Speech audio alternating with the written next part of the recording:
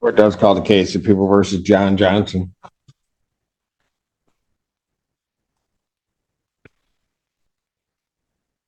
Good morning. Is this the public defender, Lauren Perry, on behalf of Mr. Johnson? Mr. Johnson, can you state your name for the record, please? John Johnson. Your Honor, today is the date and time scheduled for sentencing. I did speak with Mr. Johnson. I did review probation's recommendation. We do ask that you adopt probation's recommendation. He additionally did complete his assessment yesterday. It was delayed, but he did complete it, and I did get a report from Von Schwartz. Teresa Clare on behalf of probation. Your Honor, I can confirm that Mr. Johnson did complete the assessment with Von Schwartz yesterday.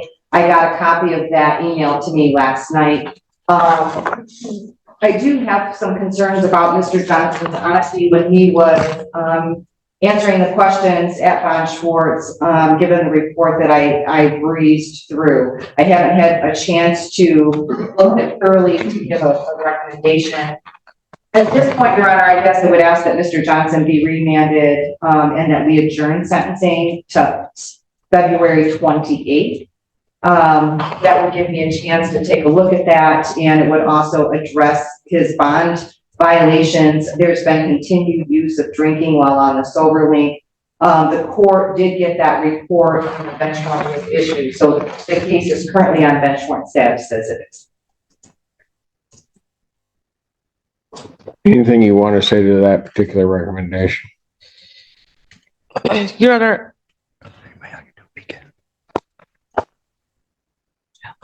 Mr. Johnson and I did have multiple conversations about the report. Frankly, he admits in part to drinking and denies in part in drinking.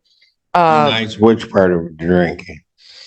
He denies the, Your Honor, if I may get my computer back to the exact page.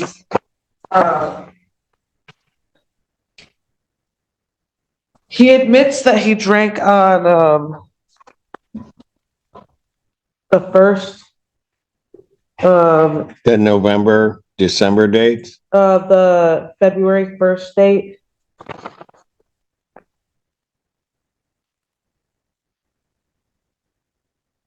So he admits to those.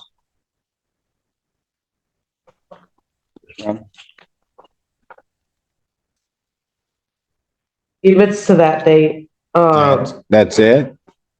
He says the other date he did not consume alcohol. Well, hold on. Because on February 1st, he's admitting to those. Right. There's then blows on February 2nd. He's not admitting to those. It's the 7th. The report that I sent you. He's not admitting to the 2nd or the 7th. He says that he did not consume alcohol. The only time he says he consumed alcohol was on the 1st. And again, it's the explanation in the report. I was hoping that. Well, the explanation in the report is relevant to the court. Right. That's why he says he consumed alcohol that day. He says he did not consume. So hold on, just so that I'm clear on this. He's here on operating with blood alcohol, with a high blood alcohol content. I give him the opportunity. He's released on a sober link, violates the sober link, right? Yes. Gets mad and then drinks. He says that he was mad because he did not drink alcohol that day. He drank Robitussin, but then did have a Which date he drank Robitussin? Says on the 26th. I'm sorry, on the 25th, there's a positive blow. The first one being a 0.028. Told the agent that he drank cough syrup. And then on the 1st, he also had a positive blow. And he did admit that he consumed alcohol that day. He's going to have to start being honest. That's not a Robitussin blow at all. That's what I don't mean to interrupt. I'm here to, I'll take full responsibility for my actions, Your Honor. Well, you gotta start being honest. I'm very, Because your attorney's up here telling me that it was a Robitussin blow. You get mad because I issue a bench warrant because there's alcohol showing up in your system, which, oh, by the way, you're not supposed to have anything with alcohol in any respect, whether it be Robitussin, whether it be beer. It doesn't really matter. yeah, absolutely. But I'm looking at the numbers. There's no way you consumed that much Robitussin and then blew into that machine. It didn't happen. No, that's what I'm here. Then I issue the bench warrant. You get mad and decide to have a beer. I did, Your Honor, and I take full responsibility for my actions. I'd like to apologize for the time. Then I've got blows on the 2nd, which you're not admitting to. I got blows February 7th, 2024. You're not admitting to that. I got blows on the 8th, which, well, on the 8th, you didn't retest. Then on the 9th, I've got blows, which you're standing here before the court not admitting.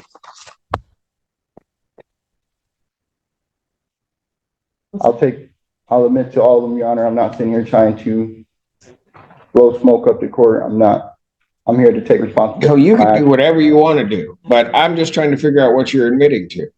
I'll take. Because, look, young man, listen. You want to play a game with me, I'm probably not the judge you want to do that with. So you should probably talk to your attorney. Do you have the full report, Ms. Farney? I just got from Ms. Pilara the 9th and the 10th where he did not retest. The 9th and the 10th. I'm sorry, the 9th, there was a positive test as well. And then it goes from the 9th into the 10th where he just didn't retest. And then on the 7th, you see that one, February 7th?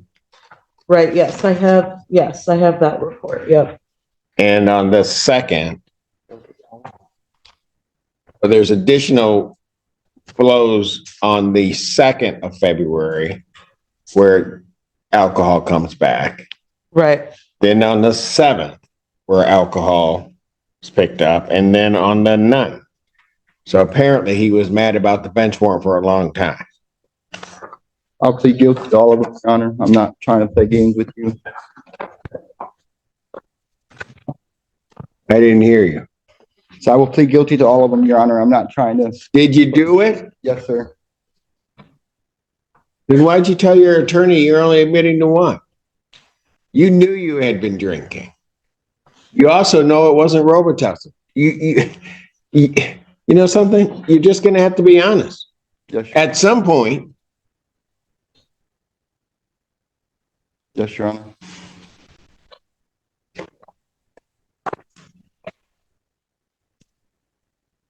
What's the next sentence in there? Next is the 28th.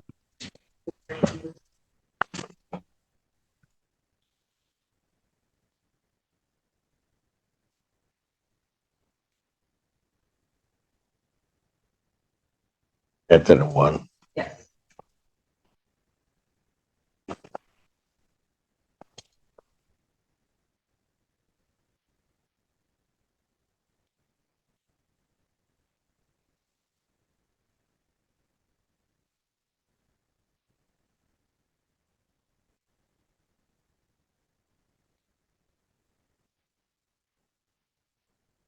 Adjourn defendant sentencing in this matter February 28, 2024 at 1 p.m.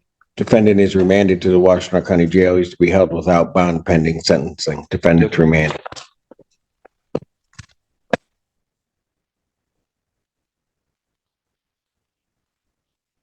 That's it till 10 o'clock. That's a wonderful way to end that. Court stands in recess. This courtroom hearing is a powerful example of how accountability and honesty can significantly influence the outcome of a criminal case. The defendant was given an opportunity to remain free while awaiting sentencing under strict bond conditions, including abstaining from alcohol and complying with continuous monitoring. However, after multiple positive alcohol tests, the court questioned not only the repeated violations, but also the defendant's inconsistent explanations. As the hearing unfolded, the judge emphasized that taking responsibility means being truthful from the very beginning, not only after the evidence has already established the facts. Although the defendant eventually admitted to the violations and accepted responsibility, the court concluded that the repeated breaches of trust and lack of honesty required immediate consequences. As a result, sentencing was postponed, and the defendant was remanded into custody pending the next hearing. This case serves as a clear reminder that judges often value honesty as much as compliance with court orders, and once credibility is lost, earning back the court's trust becomes an uphill battle. If you found this courtroom breakdown informative, share your thoughts in the comments below, and don't forget to like, subscribe, and turn on notifications for more real courtroom moments and legal analysis.